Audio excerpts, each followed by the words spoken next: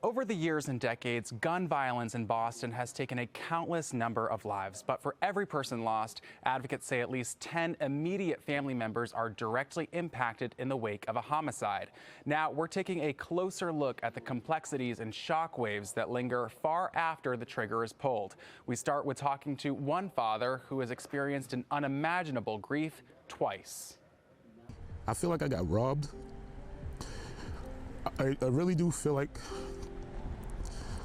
somebody just reached to my chest and took my heart out. Russell Goodwin of Hyde Park may feel that his heart was ripped out, but this melting heart tattooed onto his cheek is for two of his kids, both killed in shootings in Boston. Most recently, his daughter, Quanira Goodwin, this past October. She was on her way to making big things with the music, her clothing line, and not to mention, she would have been a great mother. She had my grandsons. October 16th, I'll never forget. It was a phone call that I wish I never got. From the day that she was born, I was there. From the day I put her in the ground. And it hasn't been the same since. And then there was his stepson, Antoine Stevenson, who was gunned down in 2017. Russell remembers talking to him 3 hours before he died. And that's how quick things can happen in life. It can go from, happy and joy and laughter to just complete grief, anger and confusion. Quanira's killing in October was one of the 32 fatal shootings that happened last year in Boston. Although violent crime overall is down, homicides and shootings are up this year, with 12 homicides as of April 12th. And that is something we are certainly working to address as we partner again with the community to make sure we are informed when these things happen, and actually make sure we have officers in place to prevent them in the first place.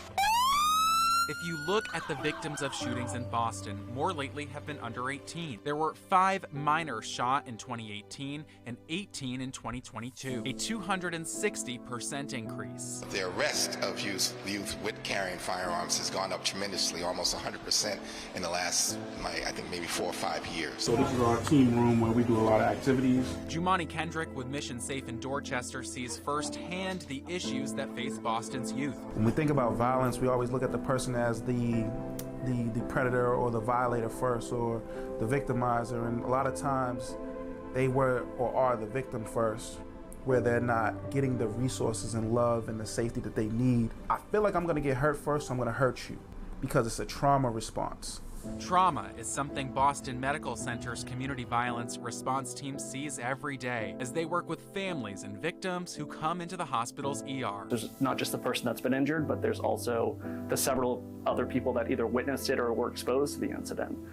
Family members feeling unsafe, worried about their loved ones, and especially the younger kids, the younger folks in the home, and making sure that they're supported. So a lot of collaboration with community partners, in addressing the various needs that a family may be presenting with. Hope to live, live to forgive. One of those community partners is the Lewis B. Brown Peace Institute in Dorchester, which helps families impacted by homicide to process their grief. Our work is guided by 7 core principles: love, unity, faith, hope, courage, justice, and forgiveness. We want to equip our people, our individuals.